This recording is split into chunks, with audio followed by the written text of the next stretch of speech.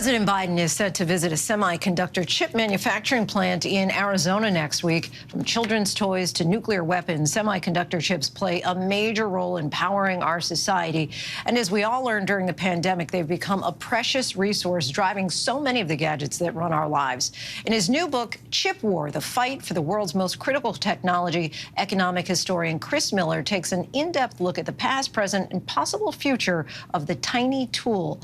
Thank you so much for joining us, Chris. Thank you for having me. So you write that semiconductor chips are the new oil, describing the battle for control over the market as one of the most important geopolitical stories of our time. And just briefly break down that battle for us, if you will.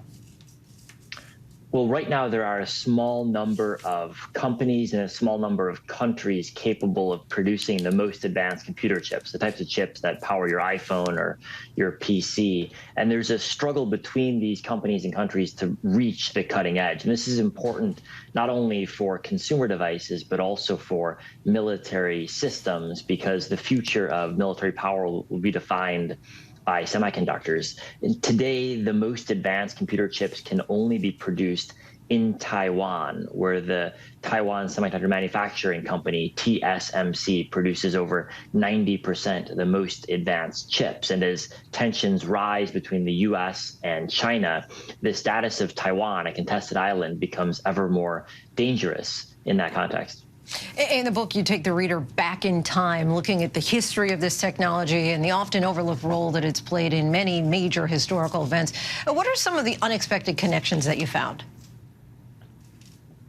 Well, most people don't really think very often about semiconductors, but in fact, our modern lives don't work without them. But it's not just tech devices that require semiconductors, from alarm clocks to coffee makers to dishwashers to automobiles. All sorts of devices today rely on computing power, and computing power requires semiconductors. So it's really hard to imagine modern life without them. Almost anything today with an on-off switch has a semiconductor inside.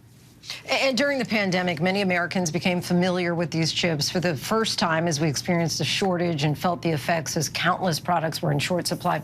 What are some of the factors that you found contributed to this shortage?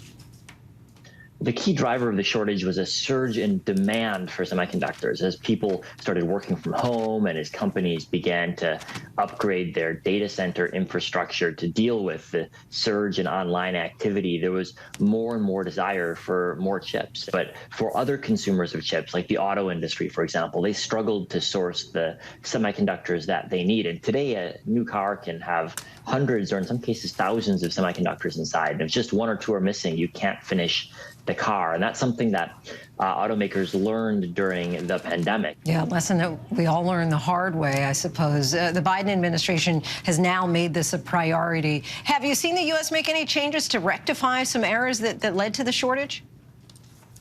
Congress has passed a new bill called the CHIPS Act, which is going to devote around $50 billion to supporting chip manufacturing in the United States. And the goal is to reduce the U.S.'s reliance on chips produced in geopolitical hotspots like Taiwan, and to make sure there's more supply amid potential crises in the future. And this is going to have an effect in incentivizing investment in new chip-making facilities. But the reality is the industry is so internationally interconnected that it'll be hard to make a big change in the structure of how chips are produced. The reality is that you just can't produce all chips domestically.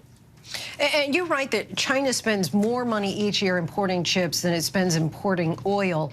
In its efforts to compete with the U.S., what are some of the impacts of their continued advancement in this area? Well, China's had an impressive track record the past decade or so in moving forward in a number of critical spheres, designing more advanced chips, for example, and getting Chinese-built chips into products like smartphones and PCs. And the U.S. government is worried about this, not because of the implications for smartphones, but because a chip that can work well in a phone or a PC can also work well in a military system. So the goal is to really constrain China's advances in computing capabilities and make sure that the U.S. retains its edge. And lastly, what are some lessons that we can take away from the history of this technology as we look toward the future?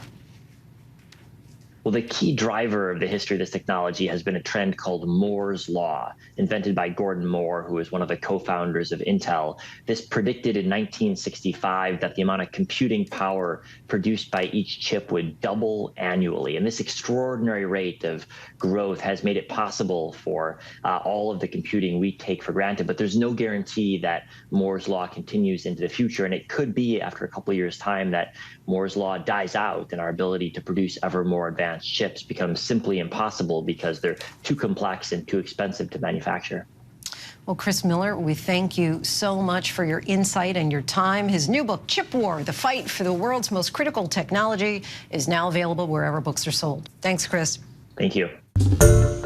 Hi, everyone. George Stephanopoulos here. Thanks for checking out the ABC News YouTube channel. If you'd like to get more videos, show highlights, and watch live event coverage, click on the right over here to subscribe to our channel. And don't forget to download the ABC News app for breaking news alerts. Thanks for watching.